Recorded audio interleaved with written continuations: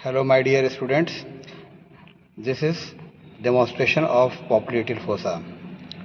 Popliteal fossa is the boundaries हो गई, एक सुपीरियर लैटरल, एक इंफीरियर लैटरल, एक सुपीरियर मीडियल और एक इंफीरियर मीडियल। तो इस तरह साइड में आपकी जो मसल्स प्रेजेंट हैं, सबसे पहली मसल प्रेजेंट है आपकी सबसे ऊपर सेमी, ये नर्व है, इसलिए इसको फ्रेशर्स नर्व या स्टूडेंट्स नर्व भी कहते हैं। तो इस तरह से हम my dear students, this is demonstration of popliteal fossa. Popliteal fossa is a diamond shaped depression behind knee joint. सबसे पहले हम लोग इसकी बाउंड्रीज को देखेंगे। क्योंकि ये डायमंड शेप डिप्रेशन है, इसलिए इसकी 4 बाउंड्रीज हैं। टोटल आपकी इसकी 4 बाउंड्रीज हैं।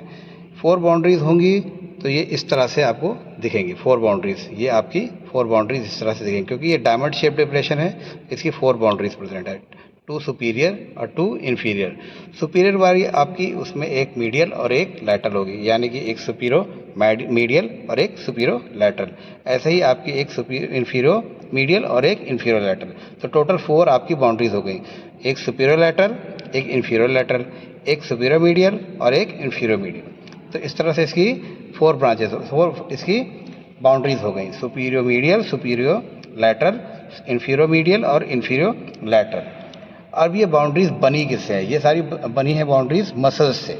तो मसल्स कौन कौन सी होंगी? अपर वाली जो सुपीरियर है वो थाई की मसल्स से बनी होंगी, और लोअर वाली जो इंफीरियर बाउंड्रीज हैं वो ये लेग की मसल्स से बनी हुई होंगी। तो सुपीरियर वाली आपकी जब थाई से बनी है तो थाई की मसल्स को हम लोग इसमें आइडेंटिफाई करेंगे। तो सुपीरियर मीडियल, तो मीडियल और लैटरल का कैसे हम डिसीजन लेंगे कि कौन सी मीडियल है और कौन सी लैटरल है? तो मीडियल के लिए हम लोग टोज का इस्तेमाल कर सकते हैं। टो का इस्तेमाल अगर हम करते हैं तो टो के इस्तेमाल से हम लोग पहचान सकते हैं कि ये मीडियल साइड है। ठीक है, ये मीडियल साइड है।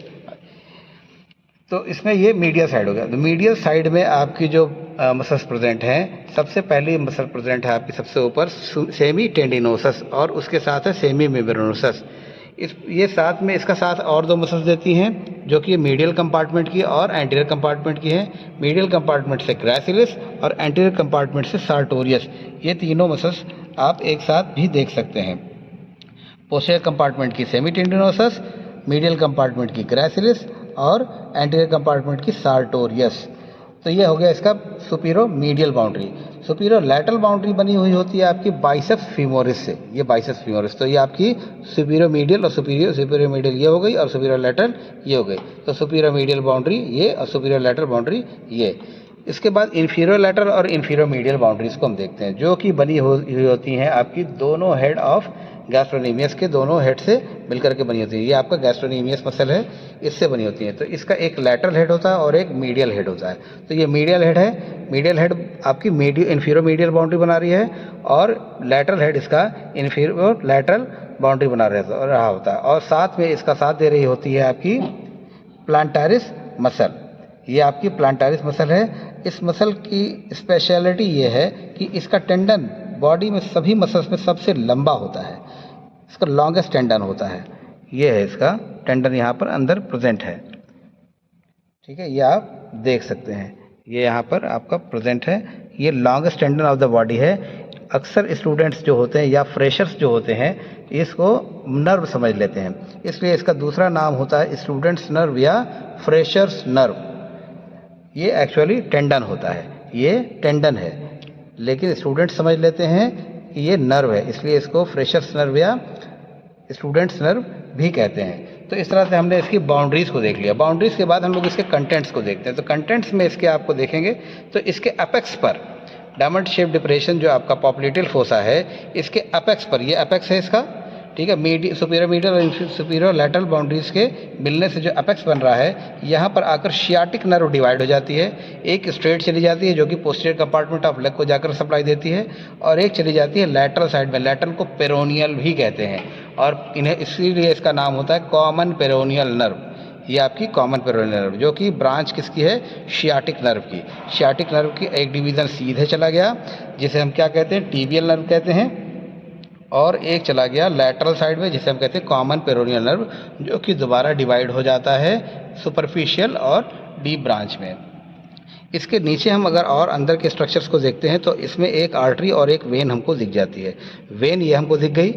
वेन कौन सी होगी? क्योंकि ये पॉप्लेटियल फोसा में प्रेजेंट है इसलिए इसको हम पॉप्लेटियल वेन कहते हैं और ये पॉप्लेटियल आर्टरी है।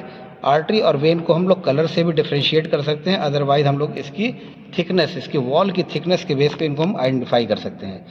यहाँ ये आपकी पॉप्लेटियल आर्टरी कुछ ब्रांचेस देती हैं, 5 ब्रांचेस, और ये जो 5 ब्रांचेस होती हैं वो सारी जो इसकी वॉल्स हैं, बाउंड्रीज़ हैं, इनके अकॉर्डिंग ये देती है, यानी कि सुपीरियर मीडियल को देती है और सुपीरियर लैटरल को देती है, इन्फीरियर मीडियल को देती है और इन्फीरियर लैटरल को देती है, और इसी के बेस पे इसका नाम है।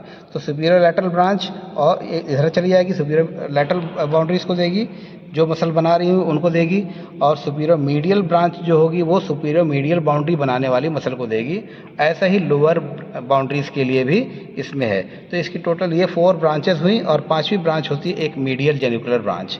तो इसे कहते हैं हम लोग, इसकी 5 ब्रांचेस ये देती है, superior medial, superior lateral, inferior medial और इन्फीरियर लैटरल, और लास्ट वाली मिडिल।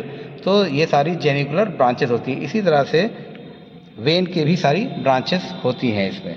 तो ये हमको दिख रहा साफ साफ कि इसके कंटेंट क्या क्या हैं। इसके कंटेंट हैं, आपकी कंटेंट में दिख रहा है हमें, क्या दिख रहा है आपको?